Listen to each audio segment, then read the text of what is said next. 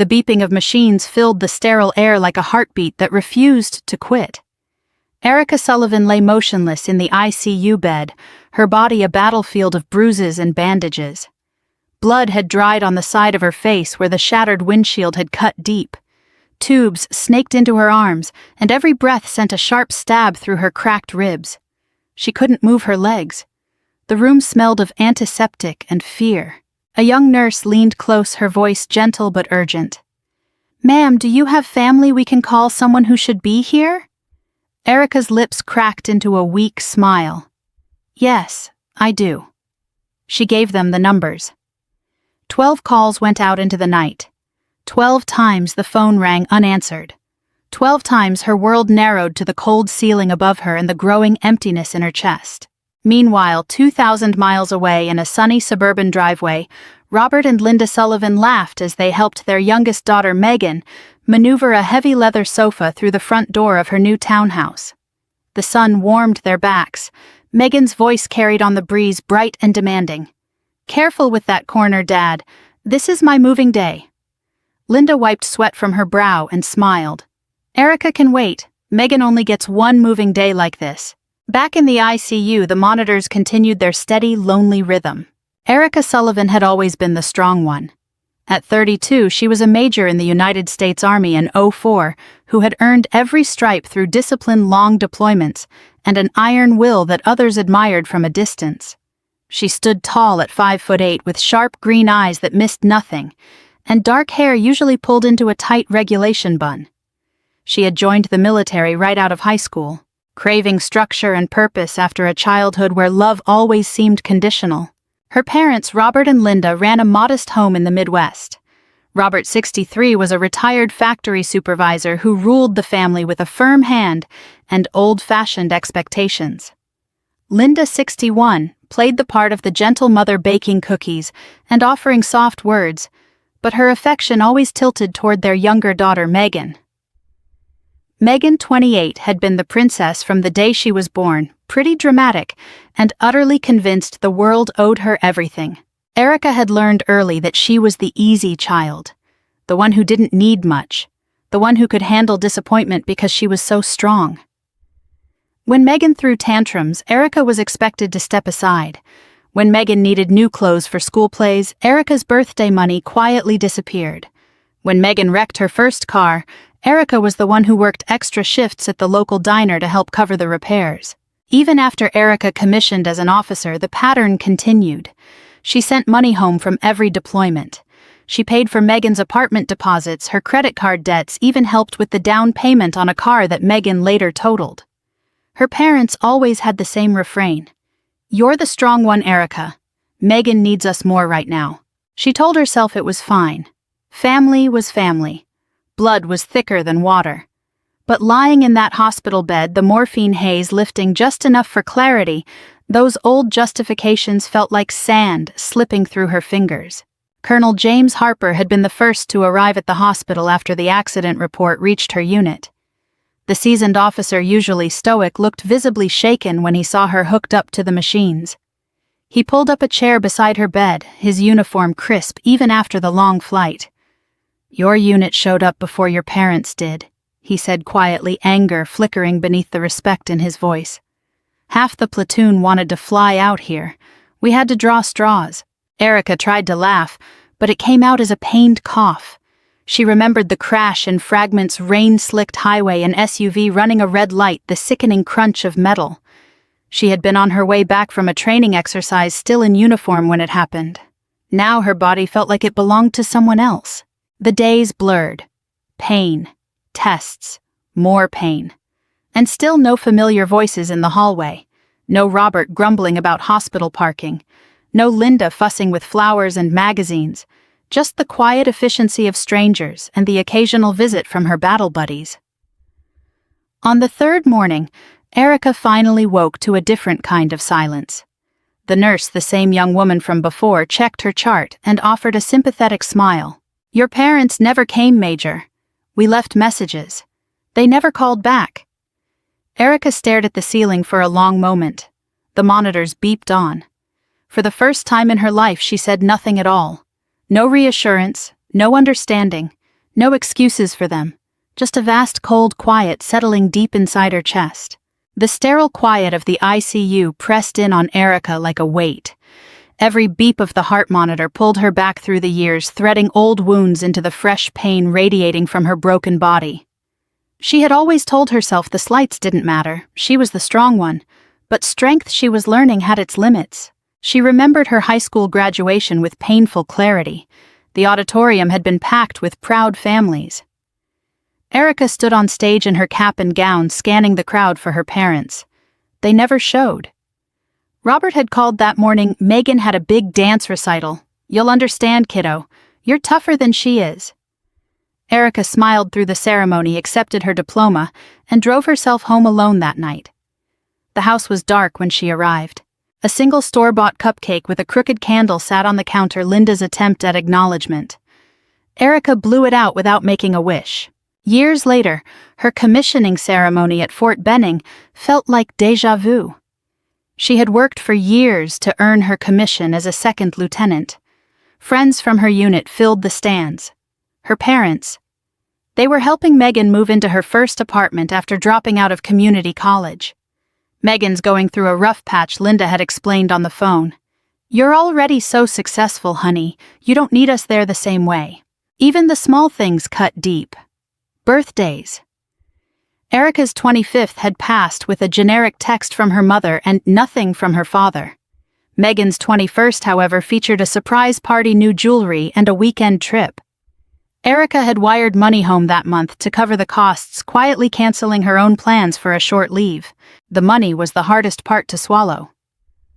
From her first deployment in Afghanistan, Erica had sent a steady stream of support back home. Allotments from her paychecks, bonuses wired after long contracts. She covered Megan's car payments, rent shortfalls, even helped finance a business idea that failed within 6 months. When Megan wanted a newer model SUV, Robert had called Erica directly. "Your sister needs reliable transportation. You're making good money now. We'll pay you back." Erica had taken out a small personal loan to make it happen. The repayments from her family never came. Lying in the hospital bed, Erica stared at the IV line in her arm. The financial records she had reviewed in her mind over the past days added up to nearly $400,000 over a decade. College funds she had started for future nieces or nephews, emergency money she had lent for home repairs, all of it gone into the black hole of Megan's endless needs and her parents' willingness to provide. Colonel James Harper returned that afternoon carrying a small bag of her favorite coffee from the hospital cafeteria.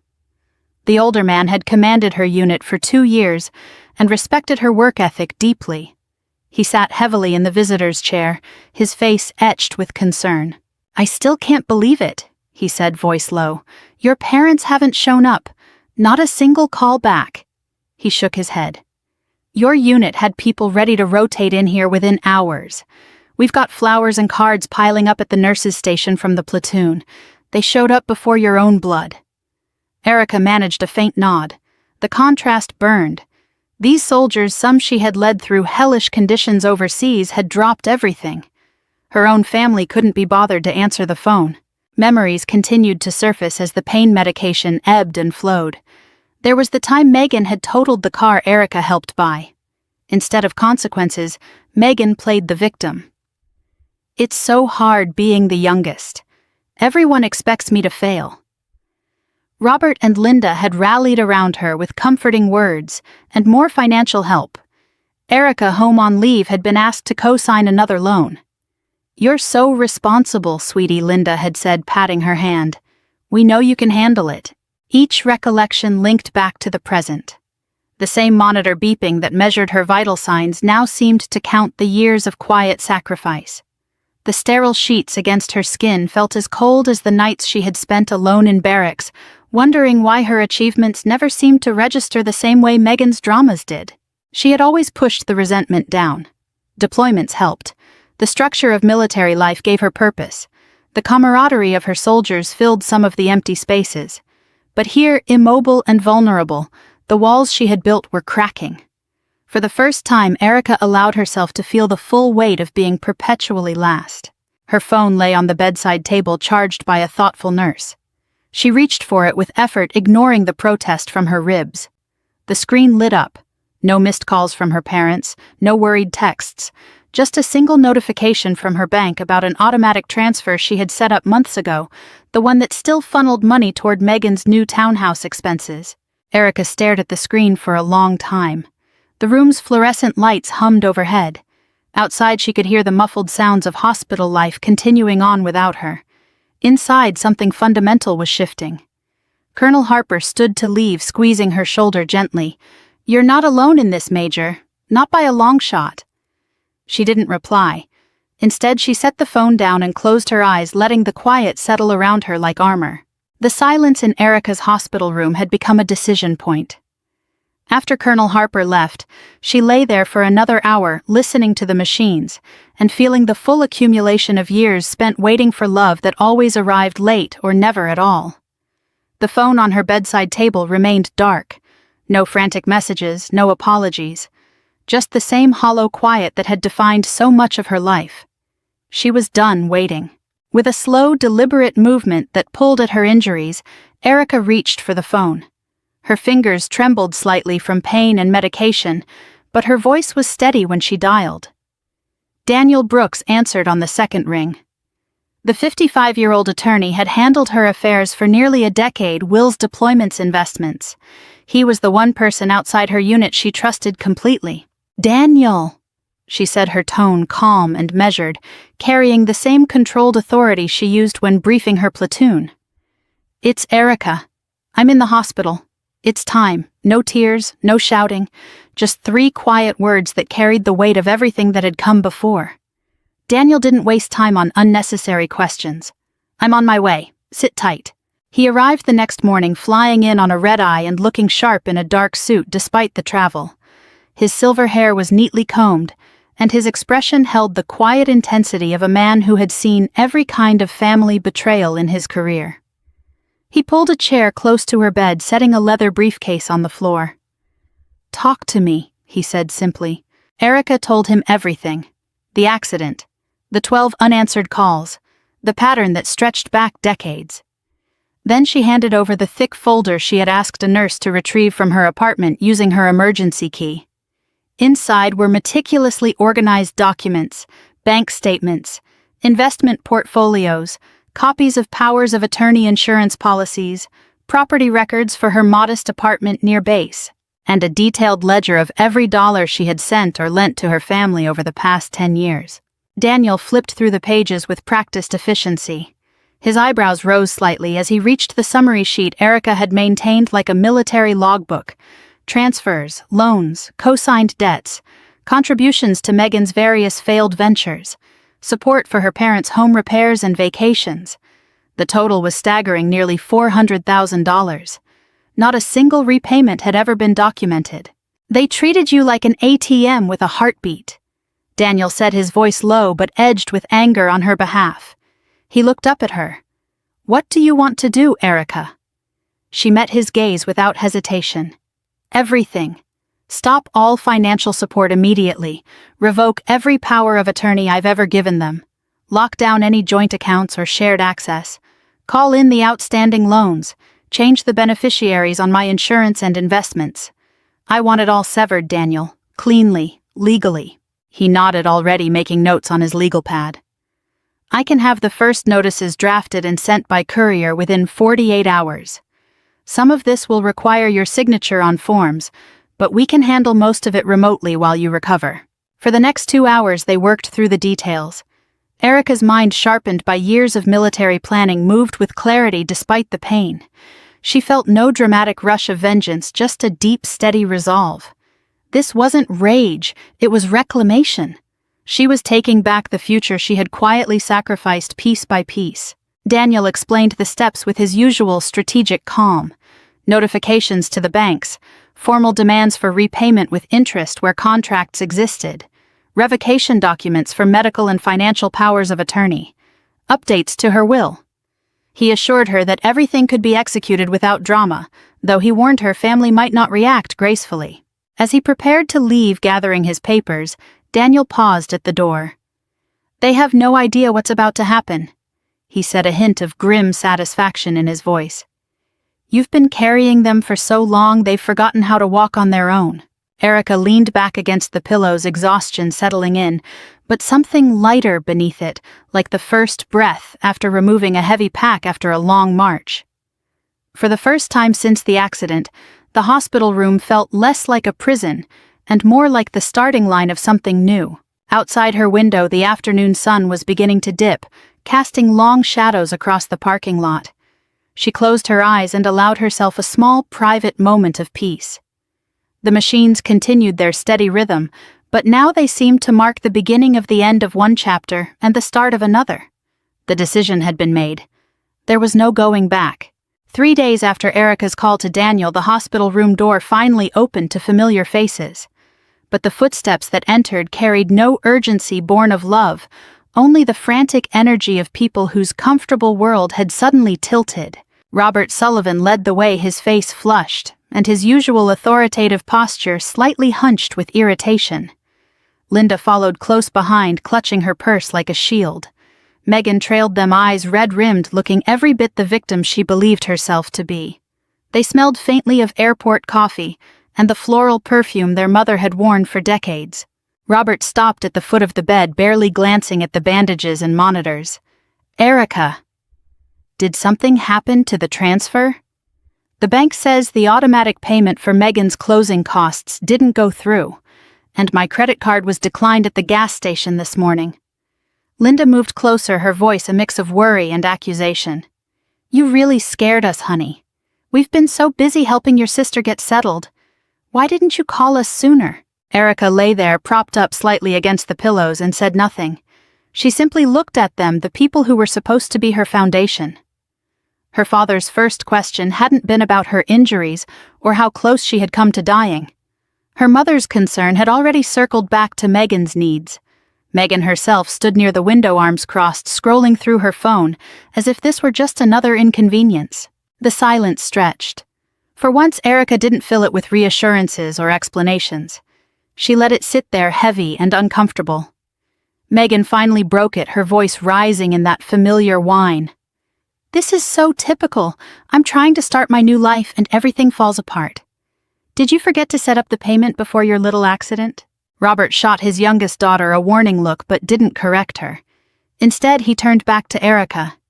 We drove all the way here. The least you can do is tell us what's going on with the accounts. Your mother and I have been counting on that support while we help Megan. Linda reached out to pat Erica's hand, but stopped short when she saw the IV line. We know you're strong, but this was a bit dramatic. Don't you think you could have left better instructions? Erica's gaze shifted to the corner of the room where Daniel Brooks sat quietly, legs crossed, observing everything with the detached professionalism of a seasoned lawyer. He hadn't said a word since the family arrived. He simply watched, his expression unreadable. The contrast between her family's self-centered arrival and Daniel's quiet presence sharpened something inside her. These were the people she had bled for, financially, emotionally, repeatedly. And even now, standing in an ICU where she had fought alone for days, their priority remained unchanged. Robert cleared his throat, growing impatient. Well, are you going to fix this or not? Megan's closing is in jeopardy. We need to get the funds moving again. That was the moment Daniel stood up. The movement was smooth, deliberate. He reached into his briefcase and pulled out a thick manila envelope sealed and labeled with Robert Sullivan's name. He crossed the room and placed it directly into the older man's hands. Mr. Sullivan, Daniel said, his voice calm and professional, carrying the quiet authority of someone who had prepared every word. This is for you and your family. Major Sullivan has asked me to handle all communications going forward. You'll find the initial documents inside. Robert frowned, tearing open the envelope with thick fingers. Linda and Megan crowded closer, confusion spreading across their faces as they scanned the first page. The room's temperature seemed to drop as they read. Daniel's voice filled the hospital room with the steady cadence of justice long overdue. He stood beside Erica's bed like a calm anchor in the growing storm, methodically laying out folder after folder on the rolling tray table. The family hovered, their earlier irritation slowly shifting into dawning unease. These are the records. Daniel began, picking up the first set of documents. Every transfer, every loan, every co-signed obligation spanning the last 10 years. Major Sullivan has kept impeccable records receipts for each one. He started reading aloud in his measured baritone. Bank statements showing thousands wired home from combat zones. Loan agreements where Erica had borrowed against her own future to cover Megan's car. Credit card statements where balances Erica paid off reappeared months later under Megan's name. Investment accounts where Erica had named her parents and sister as beneficiaries years ago now being revised. Robert's face paled as the numbers accumulated. Nearly $400,000. Not gifts as they had always treated them, but documented support with clear expectations of repayment that had never materialized. Linda pressed a hand to her chest. Erica, we thought you were helping family. That's what families do. Megan's reaction was immediate and explosive. This is ridiculous. You're really doing this right now, while you're lying in a hospital bed. How selfish can you be? Daniel continued without pause, his tone never rising. Effective immediately, all recurring financial support is terminated. Joint accounts are frozen or closed. Powers of attorney, both financial and medical, have been revoked. Outstanding loans are being called in with formal repayment schedules. Beneficiaries on insurance policies and investment accounts have been updated. Any future contact regarding money will be handled through my office. He slid another document across the tray. This is the formal notice. You have 30 days to begin repayment on the documented loans, or we will pursue legal remedies. The room fell into a stunned hush, broken only by the monitors. Robert flipped through the pages, his hands shaking slightly. For the first time he seemed to truly see the woman in the bed, not as the endlessly reliable daughter, but as someone with boundaries he had never imagined she would enforce. We never meant for it to be like this, Linda whispered, tears welling in her eyes. You always seemed so capable. We thought you didn't need us the same way Megan does.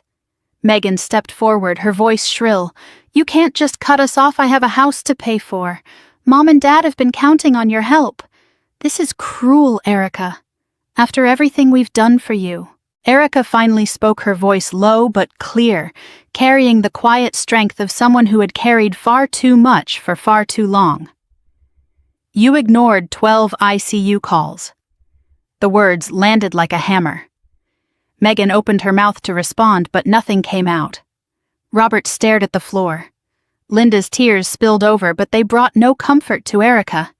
She had heard their apologies before, hollow promises wrapped in excuses about how strong she was, how Megan needed them more. Daniel remained professional, gathering his materials. My office will send follow-up correspondence. I suggest you review everything carefully with your own counsel. As her family stood there, the reality sinking in, Robert and Linda began to cry openly. Soft, broken sounds that might have moved Erica once, but she simply watched them, her expression steady. The little girl who had spent years trying to earn their love through sacrifice was gone. In her place was a woman who had finally chosen herself. The tears didn't soften her resolve.